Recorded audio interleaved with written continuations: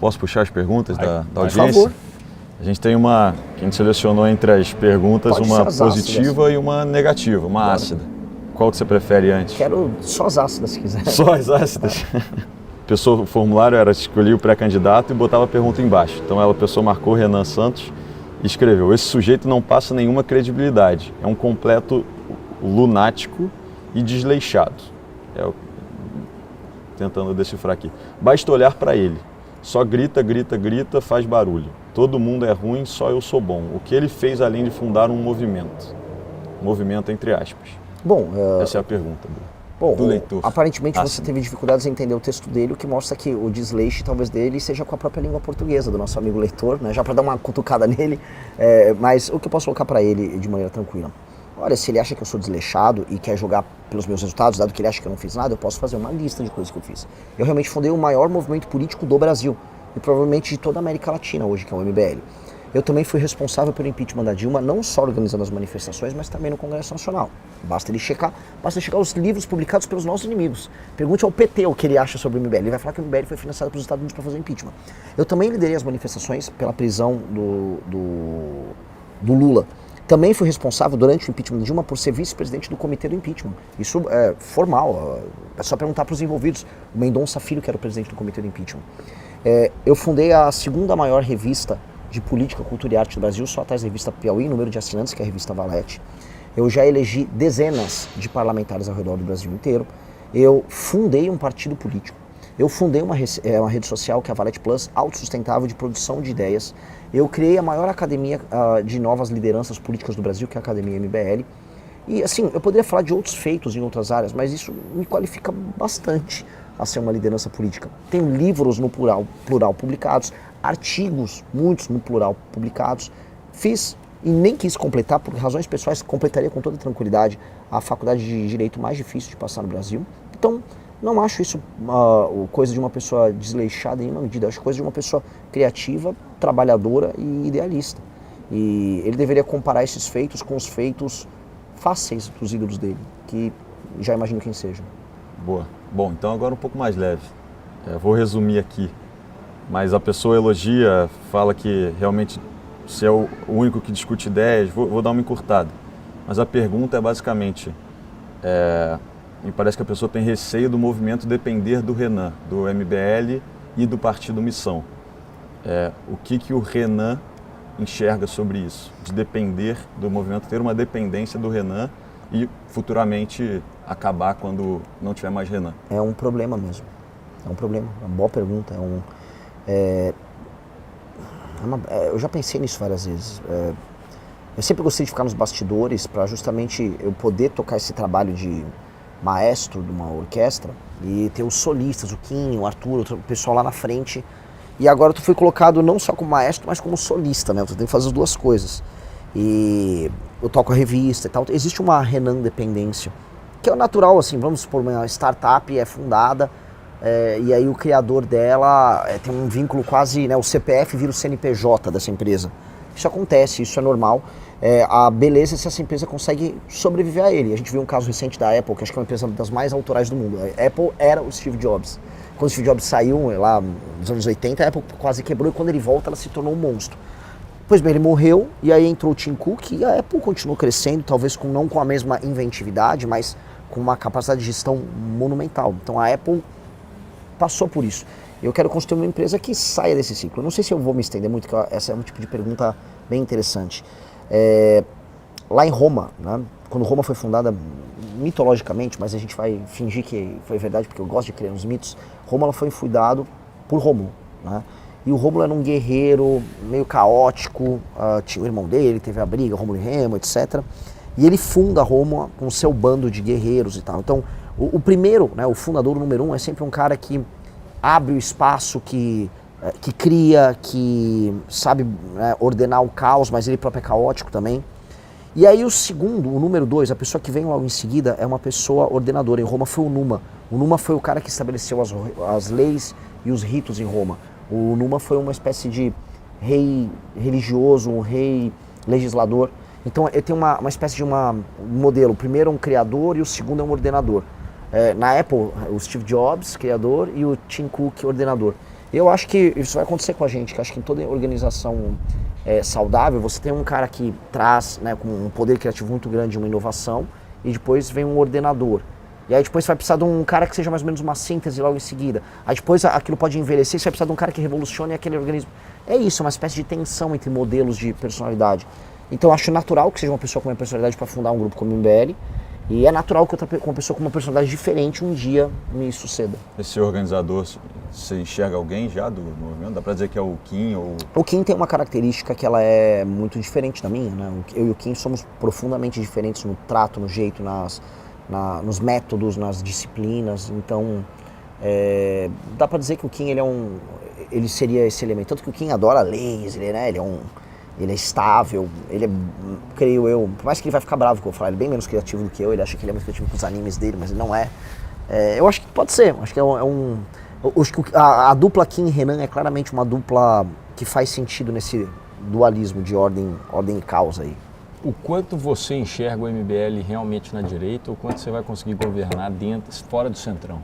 Porque me parece que estão mais próximos do centro-direita, do que direita-direita. Eu não sei porque assim, quando leem os nossos textos, né, vão ler a nossa revista, o pessoal da esquerda fica horrorizado, eles falam que nós somos extremistas de direita. Eu não vejo o bolsonarismo como um movimento essencialmente de direita. Quando eu falo da aplicação de políticas públicas da parte deles. O bolsonarismo, ele trabalha com chavões de direita. Adeus, família, Deus, eu sou nacionalista.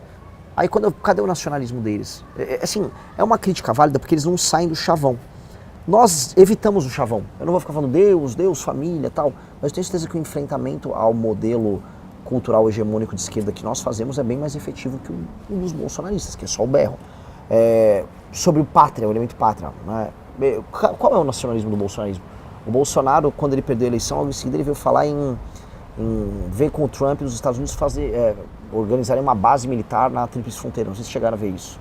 E agora o Flávio Bolsonaro praticamente estava entregando as terras raras para os Estados Unidos. Isso não é um elemento nacionalista. Um elemento constituinte daquilo que a gente pode chamar de uma direita nacional. Nós temos uma visão completamente diferente sobre isso, sobre soberania nacional. Então, o que eu acho saindo dos chavões, muita gente vai ler o material que a gente faz e fala, nossa, um esquerdista vai falar, nossa, esses caras são perigosos, é uma direita muito perigosa, são extremistas. Mas na prática, indo para o campo estritamente prático, eu acho que a gente tem que sair dos chavões. E quando a gente fala em trabalhar a imaginação, eu falo em propor soluções que escapam desse dualismo. A reforma gerencial, a lei de responsabilidade gerencial que a gente quer fazer, que estabelece critérios objetivos de avaliação para prefeitos, e tão logo os prefeitos cumpram isso, eles podem concorrer à eleição, e se não cumprem, eles perdem o direito de tocar a sua própria reeleição. E também os critérios de desempenho geram uma pontuação que garante, aí sim, o fundo partidário eleitoral e não mais o número de deputados eleitos por um partido. A gente muda completamente a lógica da política brasileira. A pergunta é, isso é de direita ou isso é de esquerda? Eu não sei. Eu acho que isso só faz sentido. A China aplica nas províncias dela um modelo similar. E a China é comunista. Isso é comunista ou isso é só, do ponto de vista gerencial, uma coisa mais inteligente? O Japão tem critérios similares nas administrações de municípios. O Japão não é comunista. O que é? Eu não sei. Eu só sei que é uma bela ideia. Então, eu não vou me prender nisso. O Bolsonaro ter sido eleito em 2018 foi ruim para a direita do Brasil? Foi horrível. Foi horrível. Horrível. E eu acho que, conforme a gente vai se distanciando daquele momento, as pessoas vão poder fazer uma leitura histórica mais madura. Por quê? Eu até falei no começo. A direita chega ao poder sem estar pronta.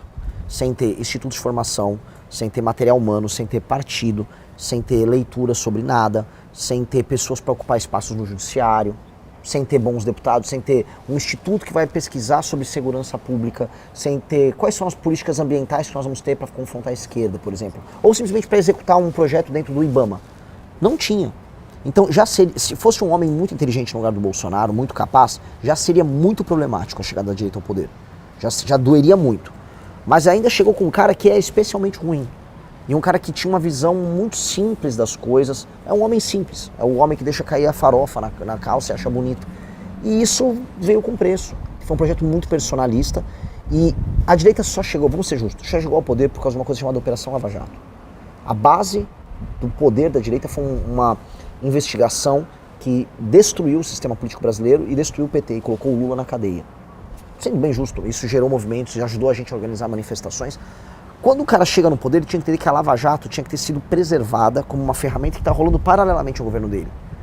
O Moro não deveria ter sido chamado para o ministério e o Bolsonaro, de maneira alguma, deveria entregar para o STF as chaves para desmontar a Lava Jato. Ele fez isso nos 6 primeiros meses de mandato do governo dele. Quando ele perde a Lava Jato, ele entrega todos os poderes para o STF, devolve o Lula ao jogo, devolve o Centrão ao jogo. E aí você vê paulatinamente o STF se tornar uma super força, o Lula voltando a concorrer nas eleições e o Centrão tomando de assalto o governo dele. E aí o Lula Bolsonaro perde a eleição, ou seja, a gente sai do cenário que antes do Bolsonaro chegar ao poder, o Lula estava preso, para o cenário que o Lula é presidente da República. Como é que isso aconteceu tão rápido em 4 anos? A gente só culpar o sistema significa absolver o Bolsonaro dos erros dele, porque ele chegou ao poder com o Lula preso, uma operação que estava pegando naquele momento os membros do STF. Que era isso que estava acontecendo. Começo de 19, a Operação Lava Jato começou a chegar no calcanhar dos membros do STF. O problema é que naquela época, essa operação chegou também ao Flávio, que foi a Operação Furna da Onça, que em 2018 para 2019 alcançou o Flávio e os membros da Alerj. Todos os deputados, ou praticamente todos os deputados estaduais do Rio de Janeiro faziam uma rachadinha. Isso incluiu o Flávio. Era um escândalo que todos faziam, era uma operação padrão de roubo de salário, crime de peculato. E o Bolsonaro entrou em pânico, porque isso envolvia o outro filho, Carlos, no município do Rio de Janeiro. E, em última instância, envolvia ele próprio, porque as pessoas estavam nos gabinetes do Jair também. E aí eu acho que ele entrou em pânico, viu que o filho poderia ser preso, entrou na paranoia e saiu entregando tudo pro STF para salvar o filho. E, cara, aí a história aconteceu. Então foi um erro colossal em todos os termos. Não dá para culpar as pessoas. Eu votei nele no segundo turno. Não dá. Era ele ou o Haddad? Era ele. Ia colocar o quê? Alguém no Centrão e tava todo mundo muito empolgado? Sim, mas fazendo uma leitura histórica, ele destruiu tudo. Ele destruiu tudo.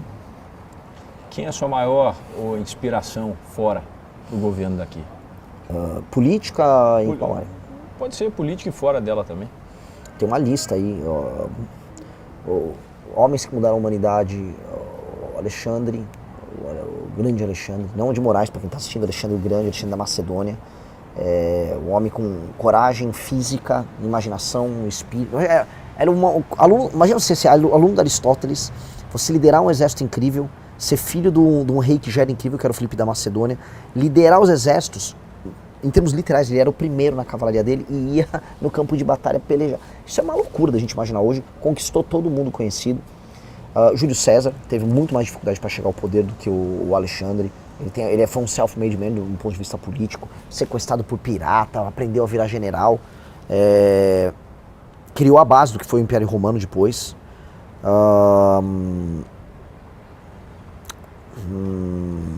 Ciro I da Pérsia, monstruoso. Napoleão, outra figura, talvez o último dos grandes líderes políticos da humanidade tenha sido Napoleão. Acho que a gente pode colocar aí. Napoleão foi uma coisa colossal que aconteceu. Aí fora disso, eu sempre dou como exemplo clássico o Bob Dylan. Por quê? Eu acho que boa parte das decisões que eu tomo são meio Bob Dylanianas. O Bob Dylan ele sempre manteve a integridade da obra artística dele inalterada. Ele nunca deixou mexer na integridade artística. Então, por exemplo, quando ele fazia músicas meio que eram de protesto, a esquerda americana é isso. Ele é o nosso herói. Não é Bob Dylan, não. Vai pro inferno. Deixa eu fazer minha música. Então ele era o ídolo da música folk. Aí ele, é rock que vocês não gostam? Aí ele foi pro rock. E foi cancelado à época. E ele pouco se lixava. E essa integridade eu tento manter na gente, no MBL. Vocês vão cancelar a gente por isso? Então eu vou falar disso. A gente quer o cancelamento, vem o cancelamento. Eu acho que isso é um sinal de independência muito bom. Ayrton Senna é o meu herói de infância. Às vezes eu também penso, por que o Senna faria nessas horas? Então, acho que são um conjunto de diferenças legais aí para trazer. E governos lá de fora que você se inspira, assim, que você hoje vê recentes, vamos dizer, atuais ou da história recente aí? Atuais, cara, não dá para fugir do Bukele. Eu acho que é o líder. Salvador. É o líder político mais interessante do mundo hoje. Não dá para fugir dele. Um que não é um líder político de agora, mas é um líder político moderno, Lee Kuan-yew, de Singapura. Referência do Bukele, referência, todo mundo tem que ler a biografia dele, todo mundo tem que ver o que ele fez em Singapura. E nós temos que fazer no Brasil o que ele fez em Singapura. Esse cara é o máximo, esse cara é brabo mesmo.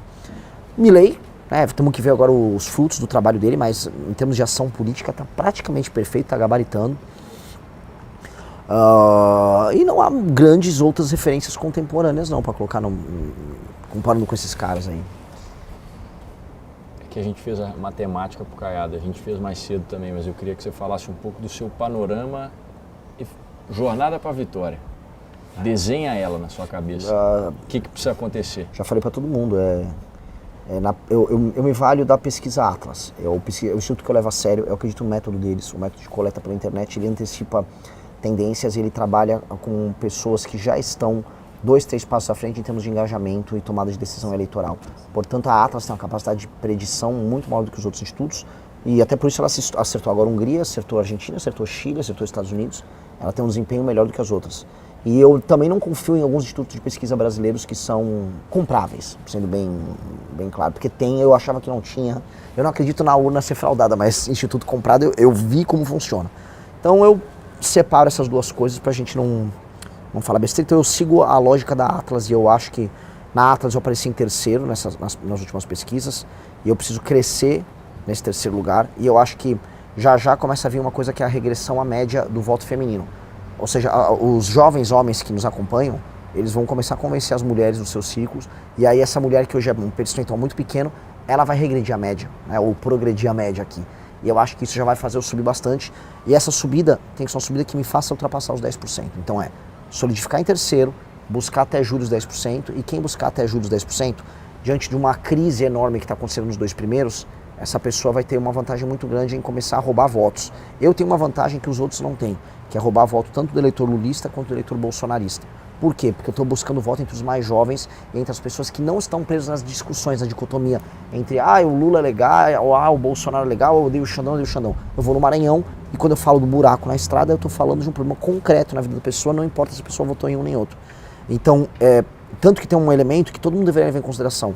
Quando eu apareci bem nas pesquisas da Atlas, saiu uma matéria do Metrópolis falando o seguinte: Lula está preocupado que Renan está roubando seu voto entre os mais jovens. E aí saiu uma semana depois outra matéria do Metrópolis. Equipe de Flávio discute avanço do Renan entre os mais jovens entre o seu eleitorado.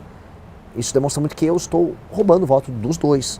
E isto me dá uma vantagem nesse crescimento. Você vê um cenário de segundo turno Renan e Flávio? Não duvido de um cenário. Ainda mais se o Lula, no seguinte, a rejeição do Lula se mantém alta, as políticas sociais de compra de voto dele não dão certo, aí o Lula não pega no tranco e vê que uma derrota pode ser inevitável, ele lança outro candidato. Lançando outro candidato não pegando no tranco é completamente plausível. Especialmente porque alguém pode simplesmente roubar o voto deles no Nordeste. O estoque de votos do Lula no Nordeste não é tão óbvio como foi anteriormente, assim como não é tão óbvio o estoque de votos do Bolsonaro no Sul. Eu vi isso agora em Santa Catarina. Mas eu acho que não ficaria surpreso um cenário desses. Vamos lembrar, 2018, desculpa só interromper, 2018, até o Haddad lançar, nós estávamos no cenário de Bolsonaro e Ciro no segundo turno. E poderia não ser o Ciro, poderia ser o nome à direita. Falavam que poderia ser Bolsonaro e Alckmin no segundo turno. Então, a época o Haddad subiu, mas o Haddad ultrapassou todo mundo lá para agosto, meio pro fim de agosto. Seu principal adversário é o Zema? Não, meu principal adversário é o meu desconhecimento. O Zema não é um adversário. O Zema, ele corre por outra raia. O Zema, ele quer ser o segundo voto da família Bolsonaro e depois eu acho que ele quer ser candidato do bolsonarismo. Se o Zema tivesse uma candidatura apoiada pelo próprio partido, eu poderia falar, ele vai disputar isso. Mas o partido apoia o Flávio. O candidato ao governo deles no Maranhão falou que apoia o Flávio. O candidato ao governo do Rio, que é o André Marinho, apoia o Flávio. Tirou foto com o Flávio. A primeira coisa que fez foi tirar foto com o Flávio. Os candidatos a deputado no Paraná, todos fazem campanha pelo Flávio. Chiquinho, etc. Marcel Van Hatten nem se fala. É mais bolsonarista do que os Bolsonaro.